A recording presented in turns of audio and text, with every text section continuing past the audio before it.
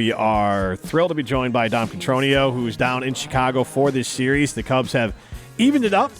A little bit of a surprising performance based off of how the Cubs have not hit really for like the month of August. But Dom, what did you see today in yesterday's game that gives you, what's your thoughts on the first two games? I forget even a take on it. What's your thoughts on the first two games? These two teams are, like, the Cubs are scuffling.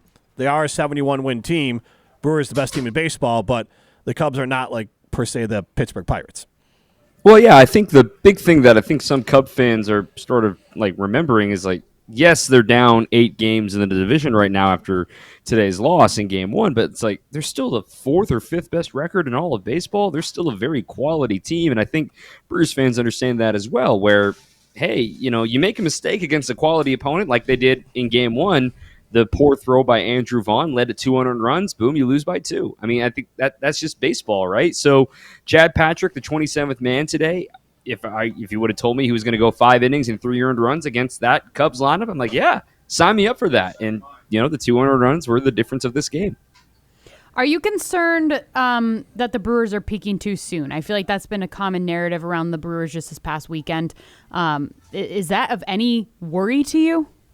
No, I just think it's made up. I just think that there's no such thing as peaking too soon, because if people say, oh, they're peaking too soon, and then they win in the playoffs, it's like, well, what happened to the peaking too soon? And then furthermore, if they're not winning right now, it's like, well, why aren't they winning? They got to be playing better. So it's a catch-22 where I just don't buy it. I don't think there's anything in baseball specifically of quote-unquote peaking too soon, because there's still another 35, 36 games left, and there's still a whole ramp that can happen in that stretch, too, for both of these clubs.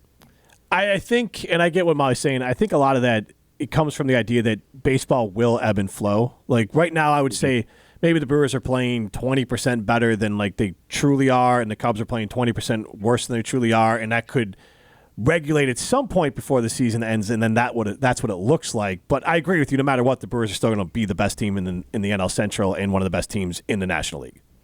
Yeah, I think with the way that the Brewers have just shown off their cards, I mean, it's just, hey, they're going to grind at bats, they're going to have a really good bullpen, and they're going to hit a homer here and there, but they're not going to rely on the home run.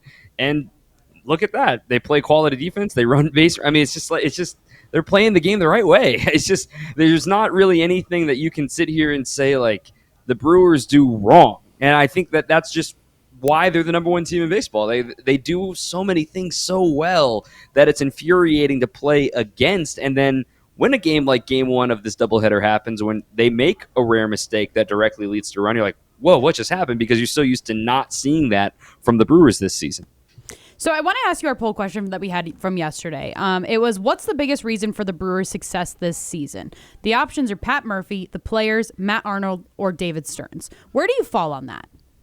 I think it's always the players. It has to start with the players. It has to start with the guys in that clubhouse. You know, they're the guys between the lines. They're the guys that are, you know, putting their bodies out there. I think everything that comes starts with the players.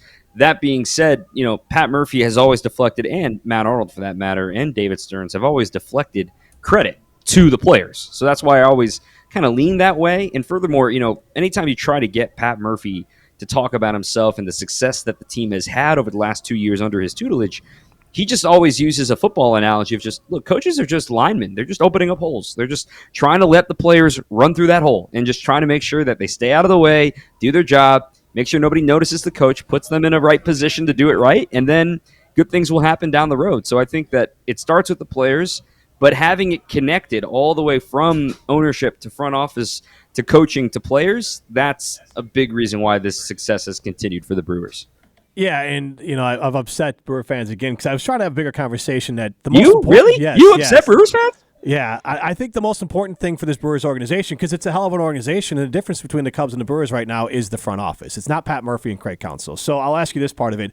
I have a firm belief that if you just flip these two, maybe the standings are closer. But if Pat Murphy's managing the Cubs and Craig Counsell's managing the Brewers, the standings are the same.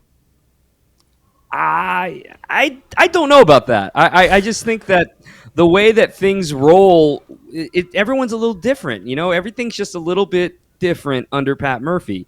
And I'm not, just because I chose the players as the reason they're playing, they also are, empowered. And I think it's a little bit different of the way that the Brewers have been playing well. And let's, again, like I said, the Cubs are still playing very, very well. I don't think it would be solely because of the managers that the records are the way that they are right now.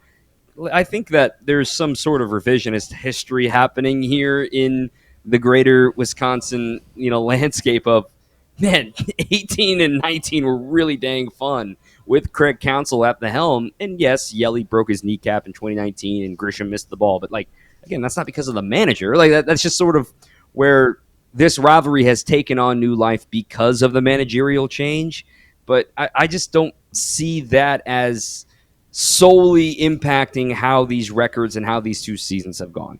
And I agree with you on that, because that's my larger point, is that the succession from Stearns into Arnold is more important for the short-term and long-term success, to the point of the players.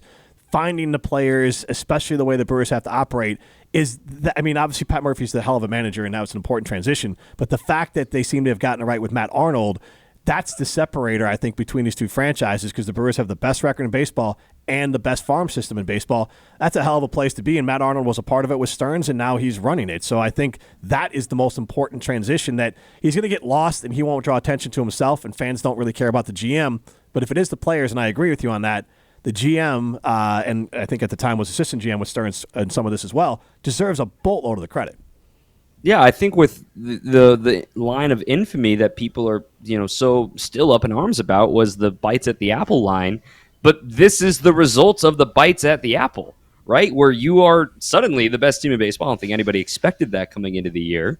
But yet you can sit here and appreciate the fact that because of that, hard Josh Hader trade in 2022, yes, they missed the playoffs by 2 games that year, but it turned into William Contreras. It turned into a couple of great seasons with the OL Piums. And then it turned into Robert Gasser when he comes back, hopefully by the end of the season, definitely in the picture for next season. And then furthermore, look at what Caleb Durbin has been doing for the Brewers. And they now flip Nestor Cortez for Brandon Lockridge, and he's had a couple of great at-bats lately. So these sort of savvy moves that are on the periphery, and don't forget Andrew Vaughn and don't forget Quinn Priester. This starts at the top of just understanding that we have targets. If there's an opportunity to go get one of those targets, go for it. You have full power to do so, because from scouting to analytics to coaching to player development, all of this is still pretty much carried over from year over year, even since Stearns and Arnold had their transition. So just as many people behind the scenes deserve a lot of credit that don't ask for it, and I think that's a common denominator within the Brewers organization. So I will say that at the beginning of the Brewers season, we all gave our bold predictions for this year. And I said that the Brewers were going to hit 100 wins, okay? Everybody looked at me like I was crazy. It was a crazy take, don't get me wrong. But the fact that we are very close. We are, 21 games away? 21 games away. 21 games away from them hitting 100 wins. Did you ever think that was possible heading into the season? Of course not. Anyone who says they were fully feeling, I mean, tell me, Molly, did you really believe it? Took a big shot, yeah. Okay, I took a big shot. I'm also not a baseball gal, I will say. Baseball is at the back of my mind, basically. I really, it's not my jam. So I was just like, well, you know what? They get in the 90s. Why couldn't they get to 100? So it was a bold prediction. 500 play the rest of the year is a team record in wins. And then just a couple more than that is, 100. And look, I'll understand where there's some apprehension about, who cares about regular season? All that matters is October. And you're absolutely right. But, man, it's like you can sit here and say, 100 wins, something that's never happened before. It's a nice round number. We all love round numbers, right? But it'd be cool. No one predicted it. Mm-hmm. I've been steadfast in saying the Brewers are going to win the division since spring training, and it was tough a little bit in May. It was pretty tough, but I think we can see the light at the end of the tunnel.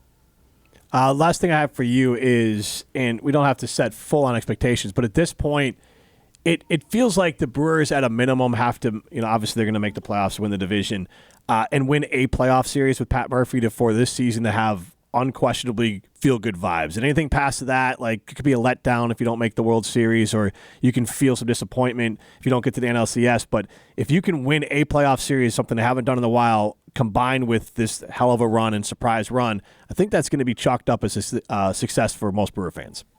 I agree. I think this is the year and the team and the club that should be able to get through a playoff series. And let's be honest, they were 2 outs away from doing it last year, too. So with the way that the playoffs roll in Major League Baseball, and like we talked about, 38, 39 games to go, like there could be another ebb and flow in there. And then October is just not the same. It is a different season. And it's suddenly, this is a team that has a lot of playoff experience. You know, a lot of these young guys have done this plenty. And I've said it before, I'll say it again. This will be the first time in a while we see a healthy Christian Yelich going into the postseason, and that's what I'm really, really excited about.